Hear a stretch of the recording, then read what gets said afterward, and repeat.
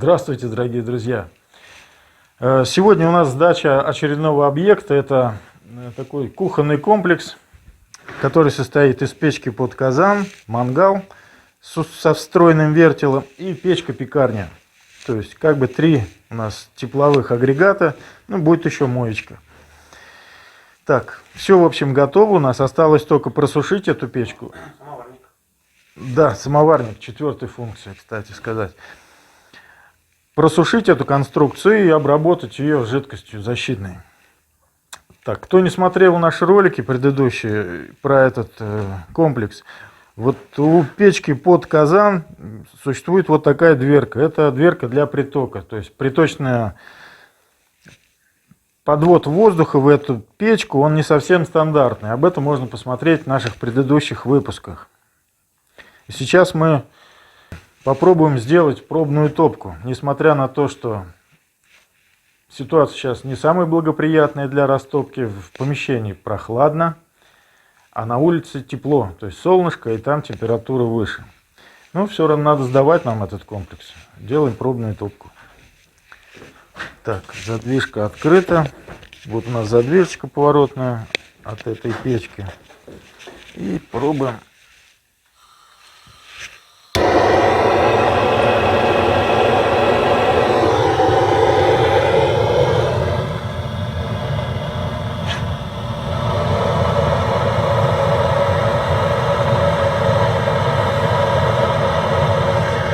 Надо было сначала трубу погреть, а потом уже зажигать. Видно было, да, что немножко пахнуло, а вот сейчас я горелку туда направил, то есть грею трубу, и тяга нормальная.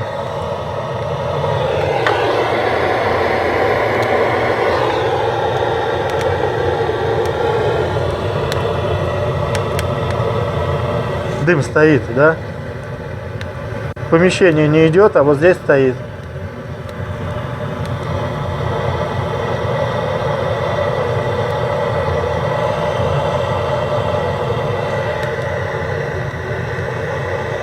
Через плиту дым идет.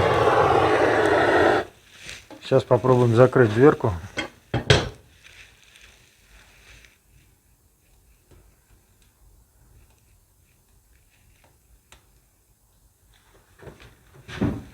Теоретически сейчас должен дым над плитой пропасть. Так и есть. Покажи над плитой. Все, над плитой дым пропал. Практически. Да, там какие-то остаточки есть небольшие.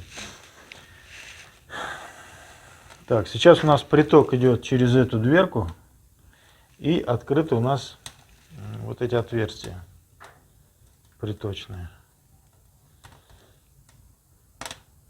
То есть сейчас немножко у нас температура в топке поднимется, и попробуем мы открыть топочную дверку. Попробуем.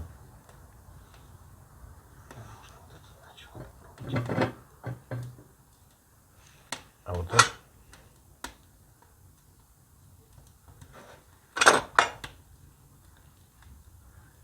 Видно, да, сразу как фух.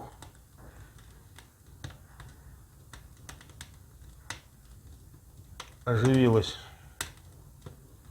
Это вся картина. Этот приток идет сейчас через поддувало. Очень важно ведь в такой печке под казан иметь такую функцию, как надо, когда резко поднять температуру. Вот путем открытия поддувала у нас, видите, как сразу температура поднялась, и огонь стал гореть гораздо интенсивнее. Сейчас видно, да? Поддув через поддувало мы прекратили, и у нас температура упала. Не температура, а, ну, естественно, приток воздуха уменьшился, и огонь стал гореть послабее.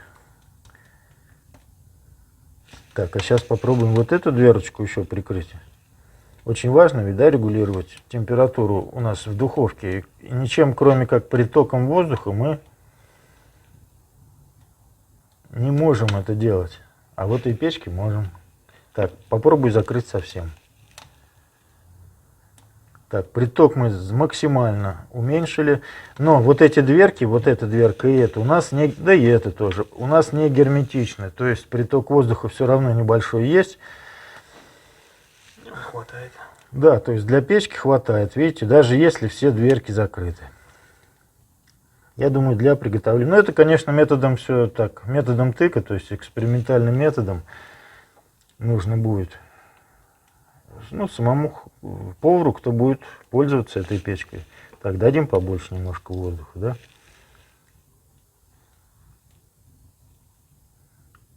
Ага, вот, стал повеселее.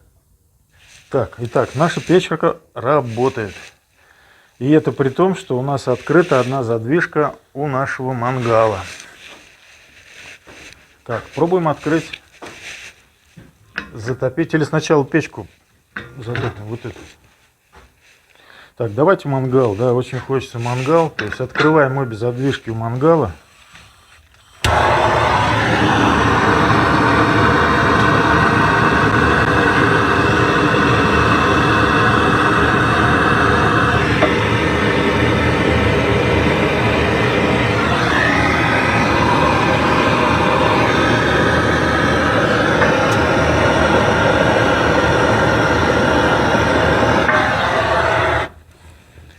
Бумага у нас только та, которая под рукой, то есть из упаковок от кирпича.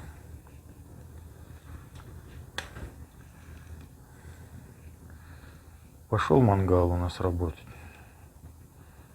Температура еще небольшая. Это сейчас самое время проверить, ну, наличие тяги, да. Вот дыма тоже вполне достаточно. Сними сбоку, Дима, вот отсюда.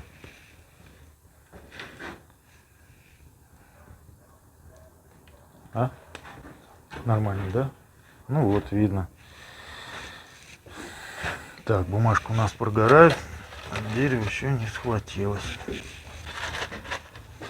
Да, друзья, пользуясь случаем, хочу предостеречь вас. Недавно видел ролик, называется 200 грамм тротила. То есть ролик, человек, в общем, истопил баню и вот такой вот баллончик оставил рядом стоять с стопочной дверкой.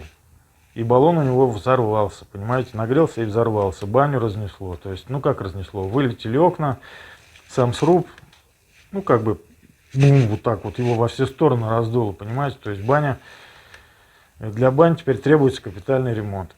И это хорошо, что там никого не было внутри. То есть можно запросто получить какие-то травмы, не дай бог еще чего. Контузию. Контузию, да, и вообще, ну представляете, взрыв баллона. Поэтому будьте осторожны и внимательны с этим оборудованием, с газовым.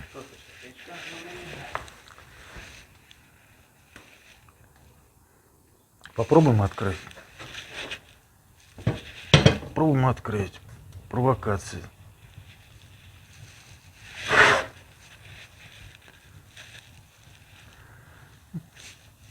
Так, у нас там пока разгорается. Дровишки тоже от поддонов, не самые сухие. Так, ну здесь все нормально, да, закрываем. Так. Подогреть немножко, или пусть разгорается сам. Ну, видно, дыма полно, да? Хотя на улице как бы... На улице, ну, сейчас вот солнышко заточили, за это ушло, за облако, то есть нет. Тепло. На улице тепло, да, в помещении прохладно после ночи. Ну, сейчас давай затопим, а потом будем рассказывать про все остальное. Итак, открываем. Печка-пекарня.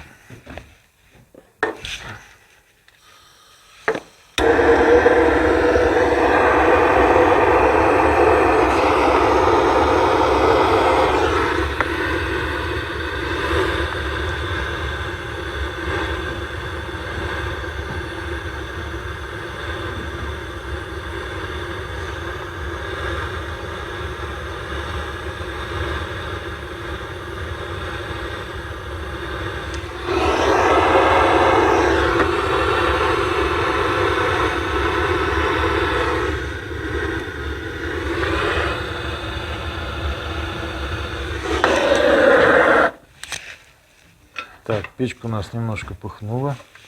Труба холодная. Сейчас дадим немножко печке согреться. Ну, напоминаю, да, что у нас сейчас запущено. Попробуем у мангала закрыть одну задвижку.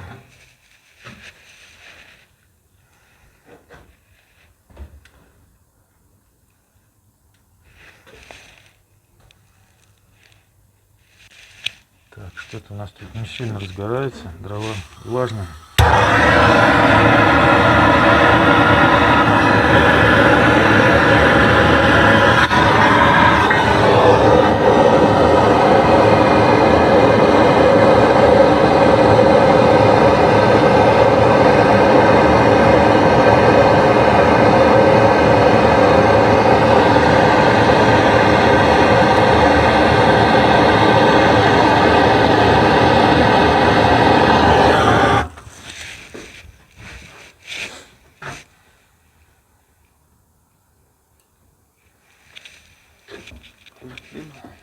Не открывай лучше.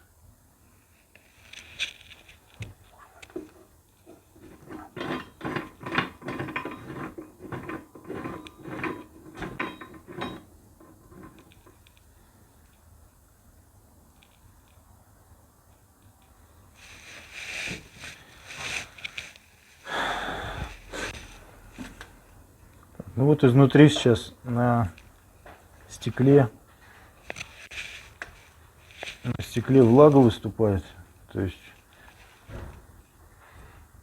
печка сырая и пошла влага. Печку просушивать это, конечно, надо. Ну, во всем комплексе вот эта печка будет требовать наибольшего внимания.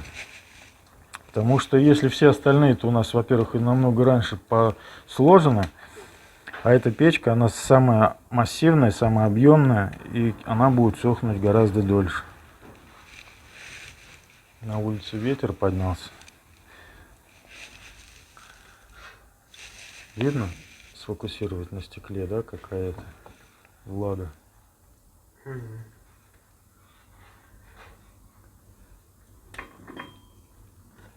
Попробуем открыть.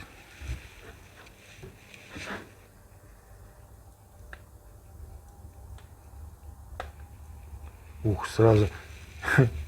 Кто не видел, вот здесь сразу фук, вот так вот, и влага поперла оттуда. А вот она со стекла испаряется, не знаю. Ага.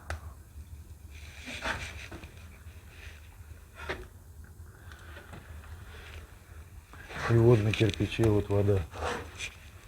Она блестит. Блестит, да. Так, ну вот видно. То есть это у нас как бы бумаги там много, дров-то не так много, поэтому все у нас в общем. Да. Ну вот, конечно, все подобные печки, печки-пекарни, кто-то их называет мини-русскими печами, хлебными печами. То есть достаточно они все схожи по своей конструкции. Но у нас, я считаю, конструкция этой печки своеобразная. То есть вот с таким притоком воздуха я у других мастеров не встречал. Возможно и есть, но я не встречал. То есть подвод воздуха с боков и вот снизу. Вон, смотри, даже вода течет вон, по этим. Где? По дверке, смотри. По рамке течет вода. Вон. Ага. А сбоку сними. То есть дыма нет, а вода, смотрите, да? Вот.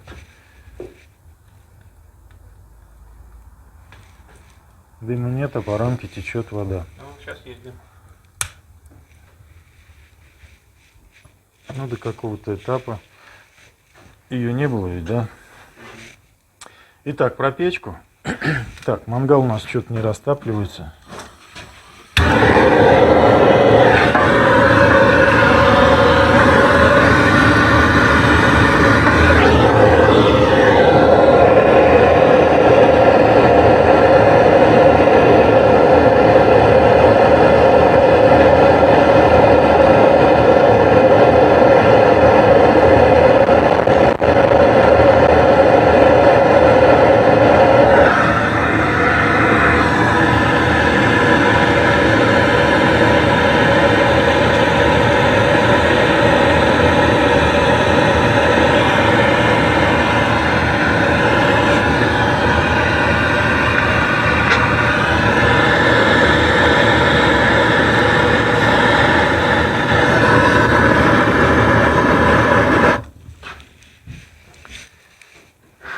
дровишки сырые, не позаботились мы заблаговременно, чтобы дрова были сухие, а влажность здесь присутствует такая большая.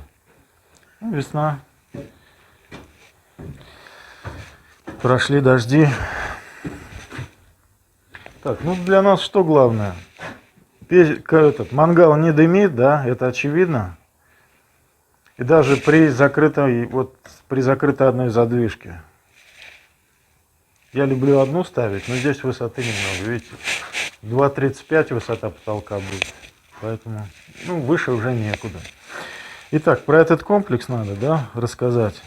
Кирово-Чепецкий кирпич здесь полностью использован, ну, кроме, конечно, шамотного. ШБ-5 в этом случае у нас ШБ-5 использован. Так, ну, чугунина разных заводов, производителей. То есть одного подходящего мы не нашли, чтобы размеры, габариты. Вот, поэтому дизайн немножко разный. Ну, кто это вот как бы для специалистов, да, кто не знает, тот никогда и не определит этого. Так, что здесь? Ну, здесь вертел, да, у нас встроен. Моторчик мы сюда сейчас не поставили. Ну, то есть, как бы все крутится, работает. Да, то есть карданчик можно поставить, конечно. Ну, сейчас мы его закоптить можем. Пусть лучше заказчик у нас порадуется этому мероприятию. Да, в этой печке у нас бумага в основном, дров немного. Ну, свод можно показать, как там. Я уже показывал. Язык, как пламя облизывается, вот. Так, ну, самоварник. У этого комплекса такой самоварник достаточно простенький, небольшого размера. Ну, тем не менее, самоварник есть. Еще одна дополнительная функция. То есть можно растопить, как в старину, поставить угольный самовар и растопить тоже. История и красиво, и функционально. Заказчик позаботился, вот видите, плита, гранитная плита, то есть плита на столешнице, достаточно такая, сочетается с этим кирпичом. Вот здесь вот полочка гранитная, и, конечно, перед мангалом гранитная столешница. Что еще, Дим? Про трубу тут все в один дымоход. Да, труба. Все три очага у нас подведены к одному дымоходу. Дымоход у нас сэндвич из нержавейки, диаметр, внутренний диаметр 250 миллиметров, толщина утеплителя 50 миллиметров на каждую сторону, естественно. То есть, так, стены у нас, поскольку все здание у нас деревянное, у нас выполнена изоляция стен. Вот. Почти не видно, да. Ну вот здесь ее можно уголочек видеть, задняя часть. А так вот весь этот угол и за печкой вот этой тоже подобная изоляция. Выше потолка мы, смотрите, вот будет утеплитель какой-то на потолке, то есть выше лак у нас выходит кирпичная кладка вместе с сэндвичем. То есть сэндвич у нас где-то, ну вот, видно верхний ряд складки. Тремя рядами ниже стоит монтажная площадка. И пошла металлическая труба. То есть кирпичная кладка у нас выходит выше вот этих, как это, балки, лаги. В общем, выше вот этих горизонтальных деревянных брусков или досок. Ну, получилось такие вот, здесь ниша, там будет подведена вода. К сожалению, заказчик решил сам. Нишу под мойку покажи. Да, видите, пока ничего еще не сделано, ни канализации, ни воды не подведена. Конечно, это надо делать все заранее. Что? Мойка есть. Мойку, да, мойка стоит, но канализацию и воду надо подводить, конечно, заранее. Ну вот мы как-то пытались заказчику, ну не пытались, а говорили, что надо пробурить хотя бы отверстия технические под трубу. Он сказал потом. Ну не знаю, как он будет делать потом. Наше дело было предупредить. И под мангалом, и под печкой пекарней тоже такие вот две ниши. Теоретически там можно какие-то полки сделать, да, для вот такой кухонной утвари.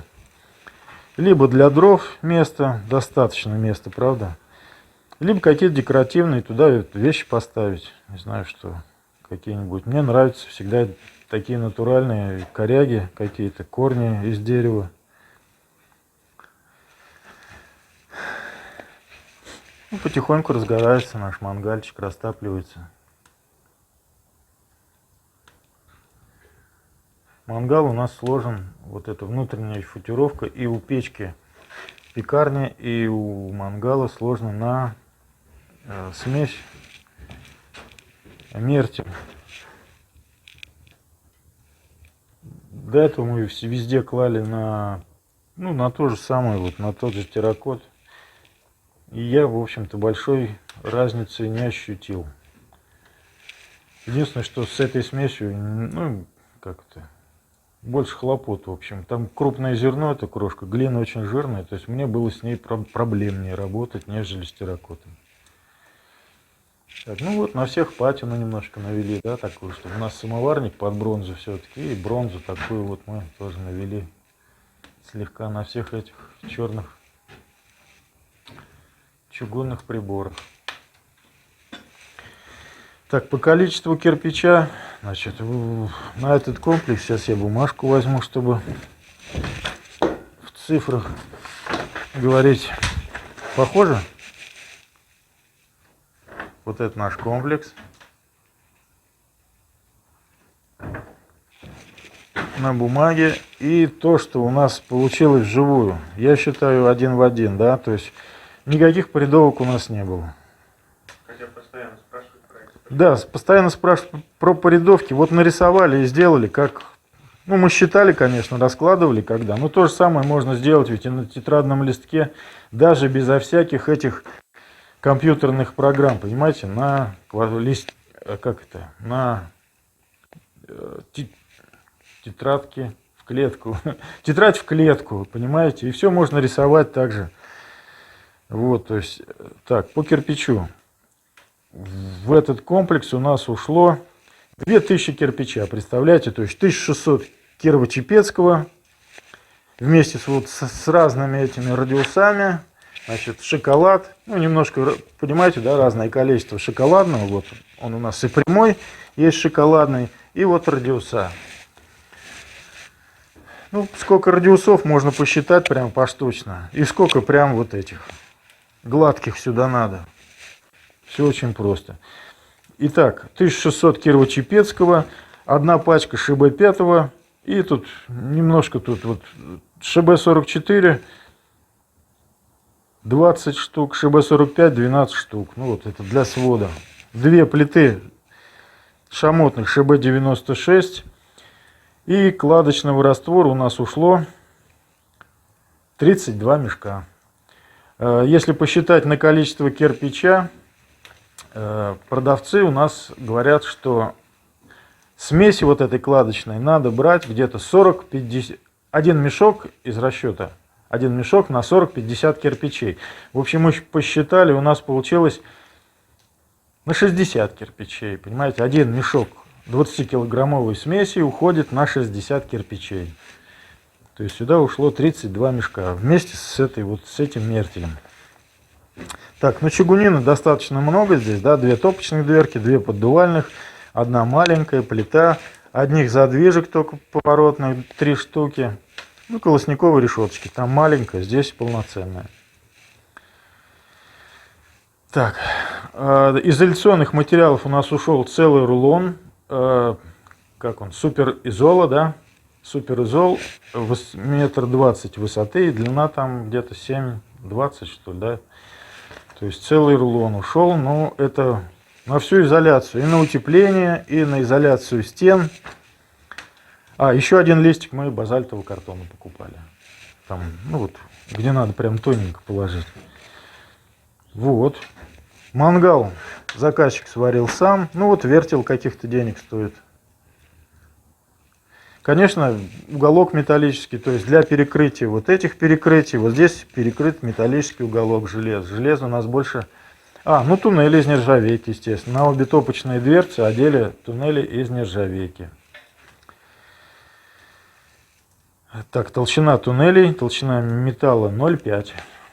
Да, значит, от этой печки под казан и от печки пекарни идут туннели из нержавейки, диаметр 120. Все, труба у нас стоит 2,5 метра, сэндвича на 250. Вот и все. Времени не посчитали мы сколько, поскольку праздники тут всякие, майские, не майские. Вот. Так. Все, наверное, да, заказчик что-то у нас задерживается, не идет. Надо его будет сейчас приглашать. Ну, у нас что, в общем-то, все работает. За наш труд не стыдно. В печке прогорело уже все, да. Задвижки, конечно, пока не просохнет, задвижки закрывать нельзя, чтобы вытягивало влагу. Да, я еще не упомянул, у обеих топок у нас такое устройство, то есть мы постарались сделать, да, вот так нормально. У обеих топок мы постарались сделать устройство, чтобы не коптилось стекло, чтобы стекло не покрывалось копотью. То есть вода стоит.